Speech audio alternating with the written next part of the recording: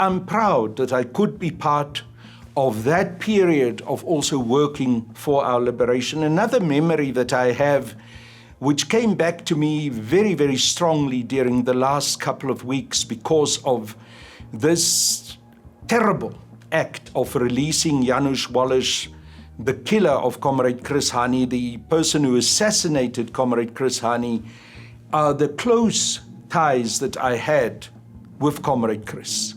I was very close to him. In fact, a couple of days before Comrade Chris was assassinated, I was with him at a meeting in Brakpan, where he very strongly criticized the negotiating process, the whole CODESA negotiations.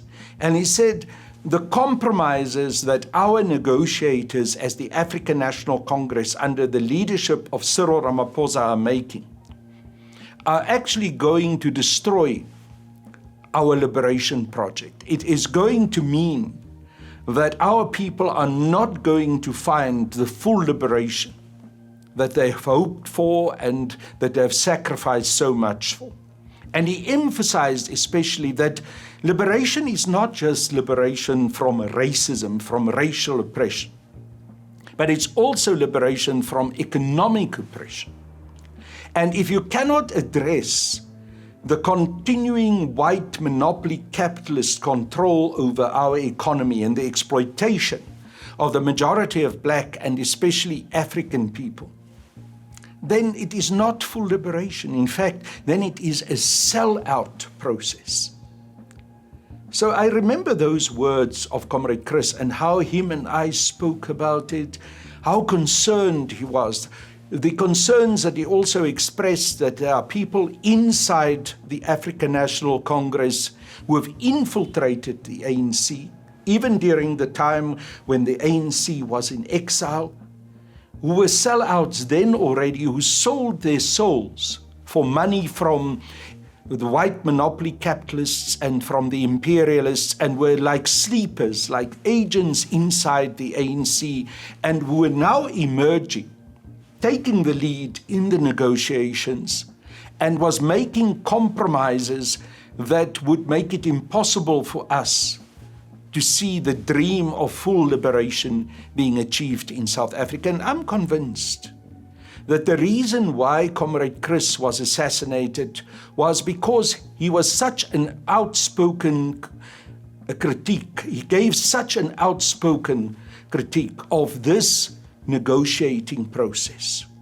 And those who didn't want to hear that criticism from him, who didn't like that he said, well, I can see that there are spies and that there are sellouts inside the ANC who are selling us out.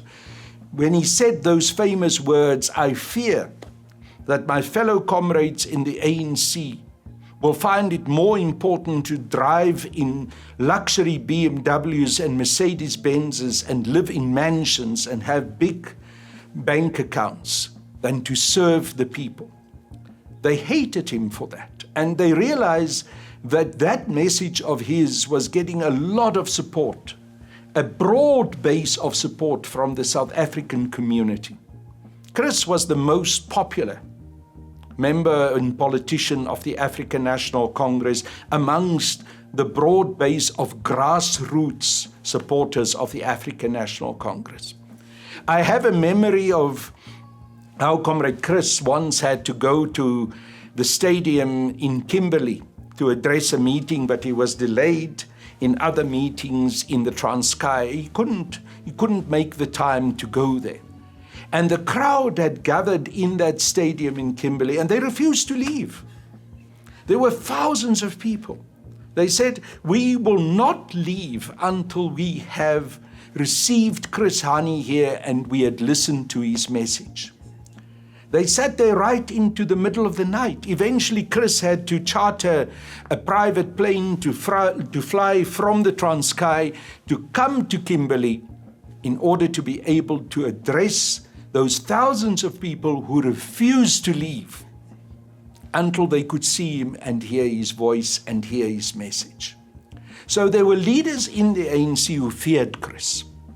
And among those was Cyril Ramaphosa. They feared him because he was showing them up for the unprincipled compromisers and sellouts.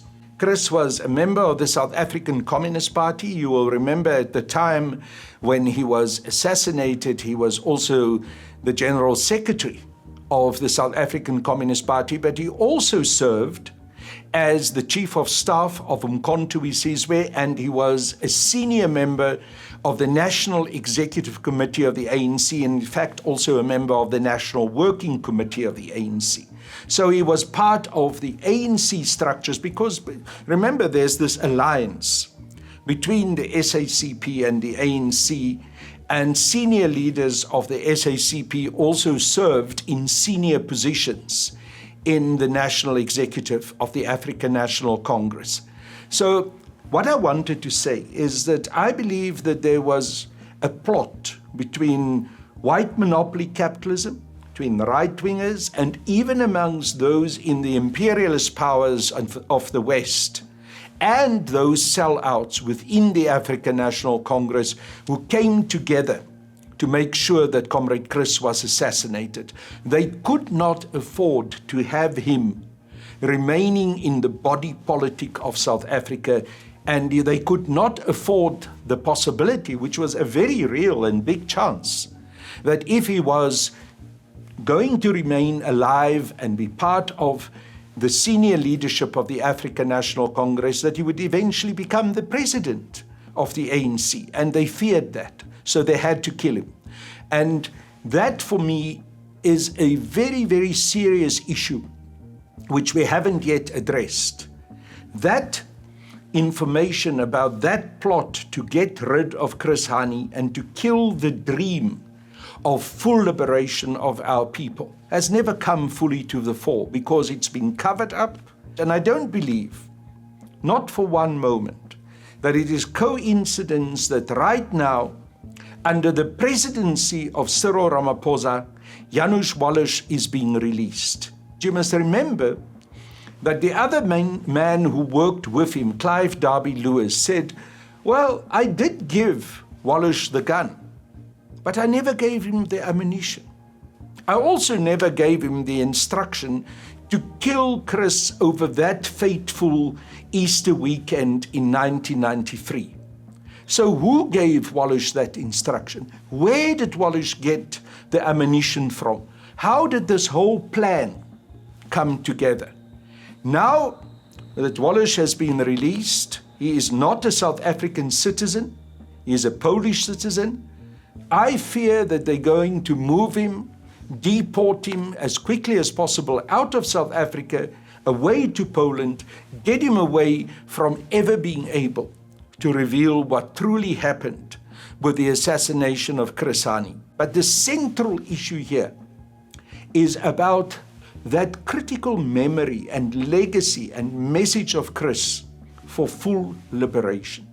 And I've maintained that it is very important for us as South Africans, especially today in this juncture, that we must not allow our anger to dissipate. We must not start not being angry and outraged at this release of the assassin of Chris Hani. The South African Communist Party and the ANC has been holding a few protest actions. I don't believe those protest actions are intended to truly give expression to the uprising of anger of our people. It is actually meant to direct it in a way that it will dissipate, that you will take the sting out of that anger.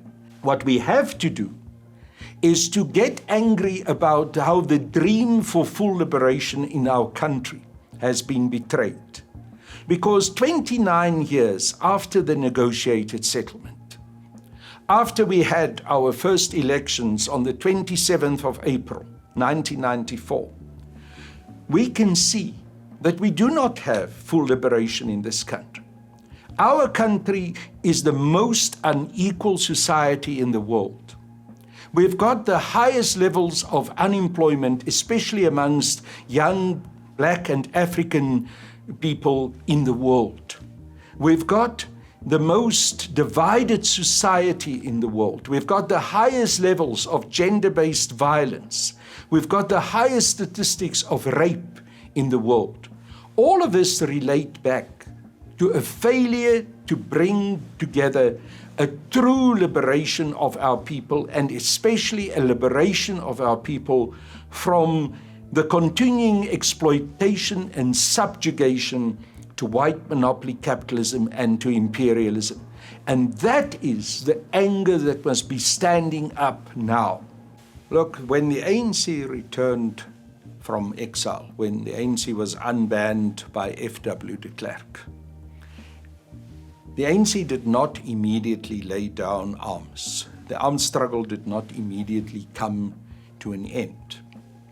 But the apartheid regime engaged with President Mandela and with Cyril Ramaphosa and some of the other negotiators of the ANC and said, we will not be prepared to continue with the negotiations if you do not bring an end to the armed struggle.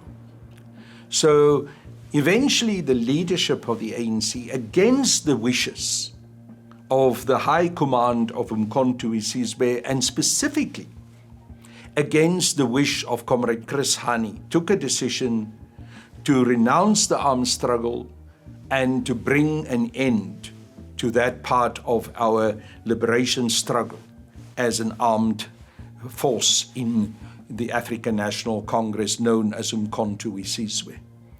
And the soldiers of Umkhonto we Sizwe who have left the country to go and get trained, some of them in countries on the East Bloc, others who are in the camps in some of the African countries, especially in southern African countries such as Angola and in Mozambique and in Lusaka, in Zambia, were very upset by this because they felt it was premature to lay down arms. They felt that we had not gained enough yet out of the negotiating process to be secure. Comrade Chris said that very clearly. But being soldiers and being members of the African National Congress, they were prepared to accept the decision of the National Executive Committee, albeit under protest. There is a very good video recording of Comrade Chris telling, I was opposed to the armed struggle being stopped, but I accepted the decision of the National Executive Committee of the ANC under protest because I'm a disciplined member of the ANC. The warnings that went out then that it was premature to end the armed struggle and to disband Umkhonto we Sizwe, which happened on the 16th of December 1993 at the Orlando Stadium here in Soweto. That warning became true. It proved to have been correct. Now, sadly, those comrades of Umkhonto we Sizwe who went into exile, who received training, many of them who were going through very difficult experiences in the camps under very austere conditions in those camps in some of these other African countries. And those who have infiltrated the country, who sacrificed their youth and their lives for the liberation struggle, who saw some of their fellow cadres being killed, who themselves had very traumatic experiences because of them participating in the armed struggle, who actually, some of them have suffered from post-traumatic stress. Those comrades, after the disbanding of Umkhonto we Sizwe in 1993, were not properly integrated into the armed forces, the South African Police Service, and the South African National Defence Force. That integration process was deeply faulted, was deeply wrong, because it didn't recognize the training and experience of those comrades compared to those who were part of the apartheid defense force and the apartheid police service. So they got junior positions, while many of those who were the fighters who fought in favor of apartheid where the racists continue to have the high-ranking positions within those forces, both the SAPS and the South African National Defence Force. At the same time, there were many of the comrades who were never integrated into these armed forces and the police force. They were simply just left to go home. They had no other training but military training. It meant that many of them ended up not being able to get employment. And as I've said to you, many of those comrades have very, very terrible experiences during the liberation struggle. They were deeply psychologically and physically harmed by those experiences. So they found it difficult to reintegrate into civil society. They also didn't have the necessary education and training to go and work now in civil and in commercial companies. They were soldiers, and they should have been given an opportunity to find a job within the armed forces of the new democratic South Africa, which they were denied. So the result of that was that many of those comrades ended up being unemployed. They ended up in dire straits, in poverty. It is sad to see how many of the comrades of Umkhonto we Sizwe today are living in the most terrible, abject conditions. Many of my fellow comrades of Umkhonto we Sizwe continue to be destitute, and they've not been taken care of. There's been all kinds of promises made that there will be military veterans' pensions. Over all the years, those pensions have never materialized. Recently, Cyril Ramaphosa set up a presidential task team for military veterans, which is being chaired by the Deputy President, Didi Mabuza. But that task team is dysfunctional. That task team got itself involved in the factional politics of the African National Congress. It is a tragedy for people who dedicated their whole lives to the liberation of our country. And you must understand that those comrades who left the country, especially those young people after 1976, after the 1976 uprisings, sacrificed everything. They sacrificed their education. They left their families behind.